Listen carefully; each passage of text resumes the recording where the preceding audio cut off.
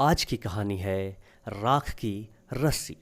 लोनपोगार तिब्बत के 32वें राजा सोनग वसैन गाम्पो के मंत्री थे। तो इसमें जो जानने वाली बात है कि सोनग वसैन गाम्पो के मंत्री का नाम क्या था? लोनपोगार। और वो कहाँ के राजा थे? तिब्बत के 32वें राजा थे। 32वें मतलब 30 + 2 32।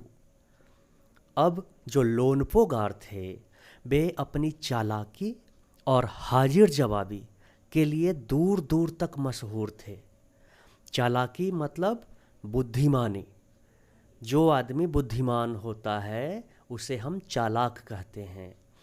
और हाजिर जवाबी जैसे आपसे कोई अगर प्रश्न पूछता है, कोई बात पूछता है, तो आप उसका तुरंत जवाब देते हैं, यानी आपके पास जवाब होता है। आपके टीचर ने कोई सवाल पूछा, आपके मम्मी पापा ने कोई सवाल पूछा, आपके दोस्तों ने कोई सवाल पूछा, तो आपने तुरंत जवाब दे दिया। तो ऐसे लोगों को हाजिर जवाब कहते हैं। तो लोनपोगार बहुत चालाक थे और हाजिर जवाब थे। वे अपनी चालाकी और हाजिर जवाबी के लिए दूर दूर तक मशहूर थे। दूर दूर तक उन्हें हर कोई जानता था। कोई उनके सामने टिकता न था। इतने बुद्धिमान थे, इतने चालाक थे, इतने हाजिर जवाब थे कि उनके सामने कोई नहीं टिकता था। चैन से जिंदगी चल रही थी, बहुत अच्छे तरह से जीवन चल रहा था। मगर जब से उनका बेटा बड़ा हुआ था, उनके लिए चिंता का विषय बना हुआ था। कारण यह था कि वह बहुत भोला था। होशियारी उसे छूकर भी नहीं गई थी। होशियारी मतलब वो चालाक नहीं था। और उसके पापा लोनपोगार बहुत चालाक थे। तो वो चिंतित रहते थे कि मैं तो इतना समझदार हूँ, पर मेरे बेटे की होशियारी तो है ही नहीं। लोनपोगार ने सोचा, मेरा बेटा बहुत सीधा साधा है, मेरे बाद इसका काम कैसे चलेगा। बहुत परेशान थे वो कि इतना सीधा साधा मेरा बेटा है तो ये कैसे दुनिया में जी पाएगा। दुनिया में जीने के लिए चालाक होना ज़रूरी है, बुद्धिमान होना ज़रूरी है, पर ये तो चालाक और बुद्धिमान है ही नहीं।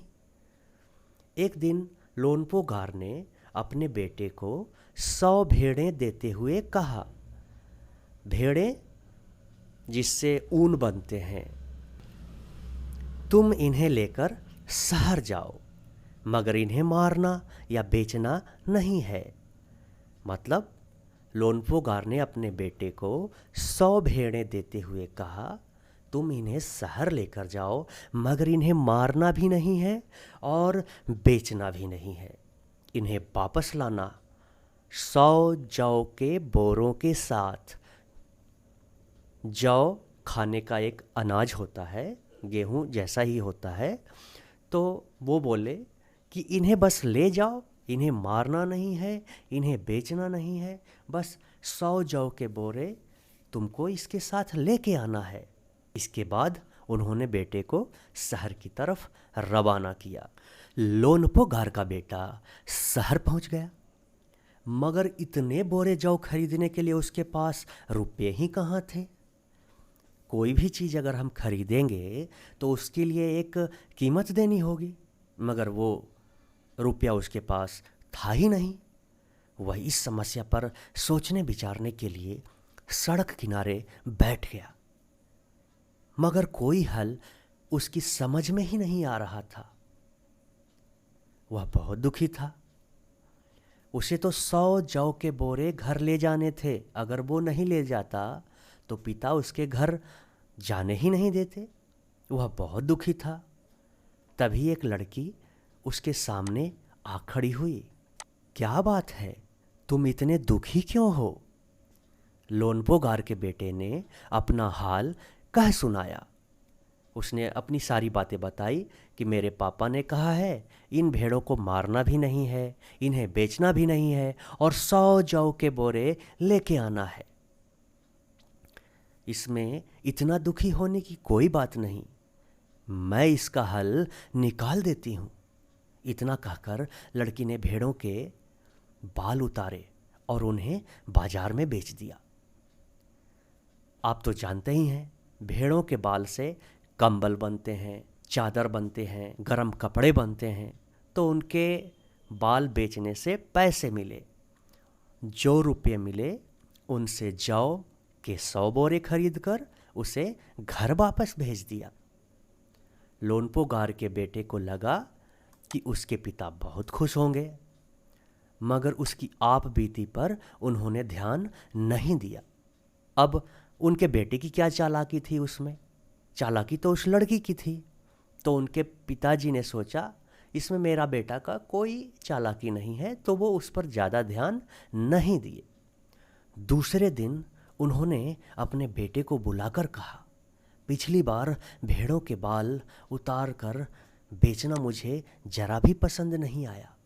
अब तुम दोबारा उन्हीं भेड़ों को लेकर जाओ, उनके साथ जौ के 100 बोरे लेकर ही लौटना। अब ये बताइए, उनके पिताजी ने उस लड़के को दोबारा क्यों भेजा?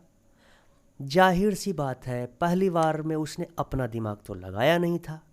तो उसके पिताजी ने सोचा इस बार पुनः भेजता हूँ, हो सकता है इस बार कोई काम कर ले। एक बार फिर निराश लोनपो गार का बेटा शहर में उसी जगह जा बैठा। न जाने क्यों उसे यकीन था कि वह लड़की उसकी मदद के लिए जरूर आएगी, और हुआ भी ऐसा ही। वह लड़की आई, उससे उसने अपनी मुश्किल कह सुनाई। अब तो बिना जौ के 100 बोरों के मेरे पिता मुझे घर में नहीं घुसने देंगे। लड़की सोचकर बोली, एक तरीका है। उसने भेड़ों के सींग काट लिए, इन्हें बेचकर जो रुपये मिले उनसे 100 बोरे जौ खरीदे।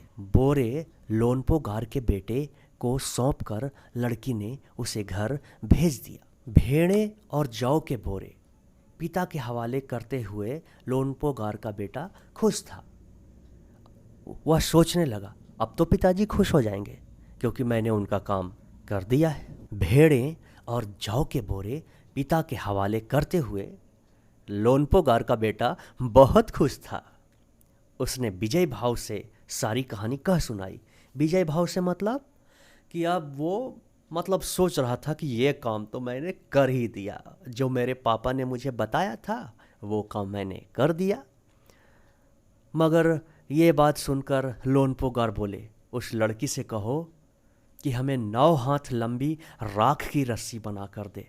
राख की रस्सी मतलब ऐसा चीज़ जो जल जाता है और जल जाने पर बच जाता है, उसे राख कहते हैं।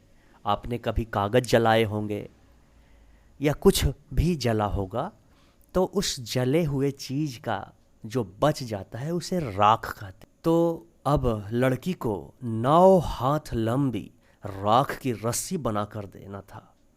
उनके बेटे ने लड़की के पास जाकर पिता का संदेश दोहरा दिया।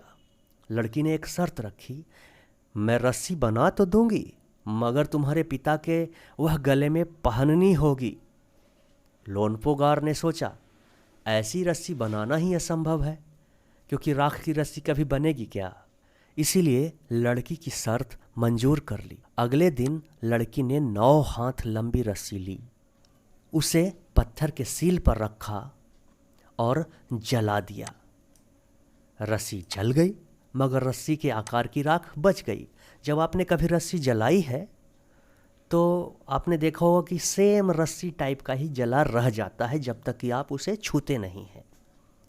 इसे वह सील समेत लोनपो गार के पास ले गई। पत्थर के सिलबट्टे को सील भी कहते हैं। इसे वो लोनपो गार के पास ले गई और उसे पहनने के लिए कहा। लोनपो गार रस्सी देखकर चकित रह गए। वे जानते थे कि राख की रस्सी को गले में पहनना तो दूर, उठाना भी मुश्किल है। हाथ लगाते ही वह टूट जाएगी। लड़की की समझदारी के सामने उनकी अपनी चालाकी धरी रह गई। यानी वे बहुत समझदार थे, पर लड़की भी कम समझदार नहीं थी। बिना वक्त गंवाए लोनपो गार ने अपने बेटे की शादी का प्रस्ताव लड़की के सामने रख दिया और धूमधाम से उन दोनों की शादी हो गई। तो इस कहानी से हमें यही शिक्षा मिलती है कि अगर हमारे पास बुद्धिमत्ता हो, बुद्धिमानी हो, हम अगर बुद्धिमान हैं तो कोई भी काम हम करने में सक्षम हो सकते हैं।